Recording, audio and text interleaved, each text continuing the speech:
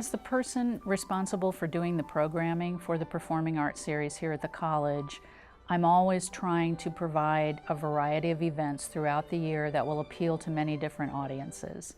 And as we have continued to program chamber music, that's a challenging kind of event for us to have.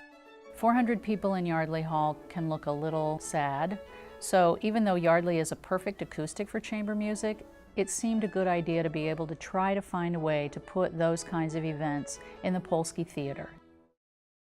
The Polsky was designed to be used for drama and spoken word, so it has a very dry acoustic. If you go into the theater and you clap your hands, there's really no reverberation at all, and that's the way it was intended. So we wanted to be able to keep that kind of acoustic environment for theater and other things that we do regularly in the space, but we also needed to find a way to make the space friendlier to any kind of acoustic musical performance. I learned of the Laris system from Bob Coffin. Bob was the original acoustical consultant and designer for the Carlson Center's performance spaces back in the late 80s when they were on the drawing board and being constructed. Bob came to me a few years ago and he told me about these electrical acoustic enhancement systems. We had a conversation about what could be done to make the theater work for unamplified classical music. And I said at that time there are really two approaches.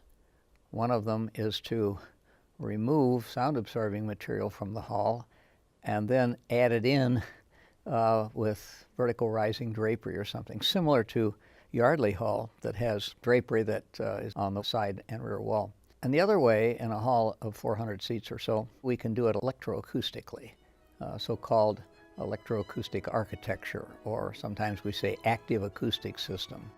This is made possible by very fast signal processing, which has come about from a number of reasons, but this is one of the uses. Rather than removing a lot of material from the hall, refinishing all the walls and all that, it was decided that the electroacoustic approach was best for this hall. And it's certainly the most adjustable and changeable, and will serve more events more like they want to be served acoustically. Not much happened until Mark Gilman came along and said, I'd like to fund this substantially. And he did. And this made this whole thing possible. I said I would like to make a contribution to the performing arts, and I would like it to be something that would last. I was on the Performing Arts Committee for probably 15 years. An artist would be booked and nobody would be happy because the acoustics were not right. So it was difficult even to hear these performers unless they had microphones, and that didn't work out because the microphone systems would amplify the sound, but it would not preserve the quality of the sound. It was always on the back burner that Polsky would be wonderful if it had the right acoustics that would turn the Polsky into something like a concert hall. The Laris acoustic system was installed in the Polsky Theatre during the summer of 2015, and we worked with Professional Audio Designs out of Milwaukee and also Steve Barber, who's with Laris Lexicon. And basically, Steve designed the system back in the 80s, and he's been upgrading it ever since. And with the onset of digital technology in the last 10 years, the system has really taken off, and it's become something that people are really seeking out in venues all over the world.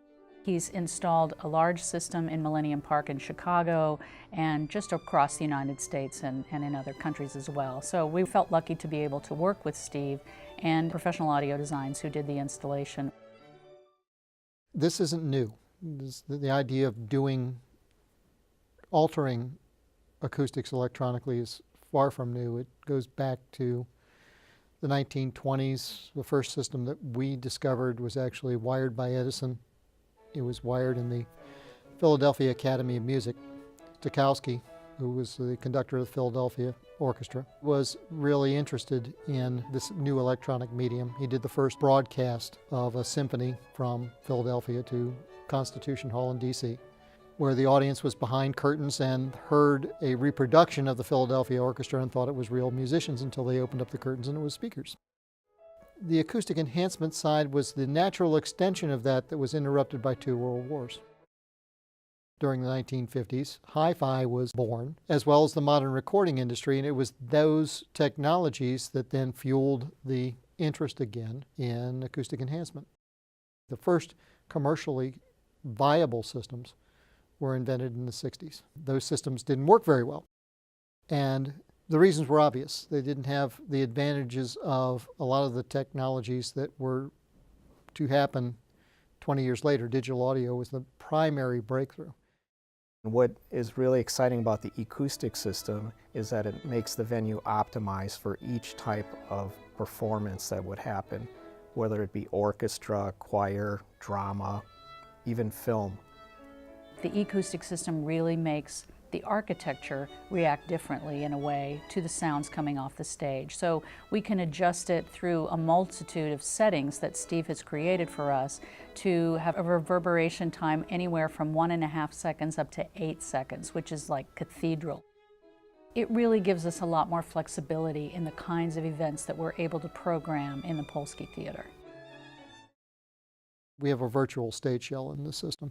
This one is a bit more extensive in that we can reposition the physical locations of loudspeakers on the stage to accommodate a short shell or a larger shell condition. And the engineering that went into that to make sure that it could transition smoothly and not take a lot of time as a physical shell would take. A physical shell might take a crew of 4 and several hours to put in place, whereas within 20 minutes a crew of 3 can reposition the shell. And that's very important, I think, for a venue like this that might need to do multiple performances or multiple rehearsals in a single day. By using the virtual shell, you can really fine-tune it so that people can hear each other very well on stage and interact. That's a very interesting thing to see when you see people's faces when you first turn the system on and they start hearing what it could do. And it creates a real excitement. They play differently, even subconsciously, by being in the proper acoustic environment. It's always fun to work with these artists to achieve their goals. There's a great satisfaction in watching the client adapt to their new space, because it is new. From that point on, it's a new building, and it's them walking in the front door for the first time, acoustically.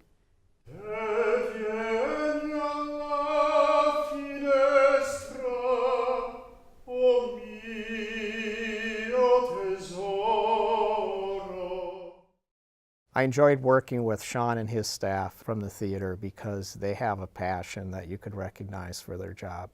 And it made it very exciting that they wanted to get it right. And by being able to work with them to do part of the installation, it actually helps the venue afford to put in the system. It also lets them know where, say, all the bones are buried. And so if there are any issues with the system, they're very familiar with the way the system was installed and how it works. It's a well-rounded facility that does a lot of things, and I think it's a great asset not only to Johnson County, but to the whole Kansas City area. I'm really proud of having a part in all of this. When this works, every seat in the house is front row center. Every seat in the theater is hearing the same thing at the same time as the musicians produce it. I think it's a great addition to the facilities here at the college, and I'm glad to have been a part of it. Without Mark, it wouldn't have happened. Without Bob, I wouldn't have known about it. And without Steve, it wouldn't exist.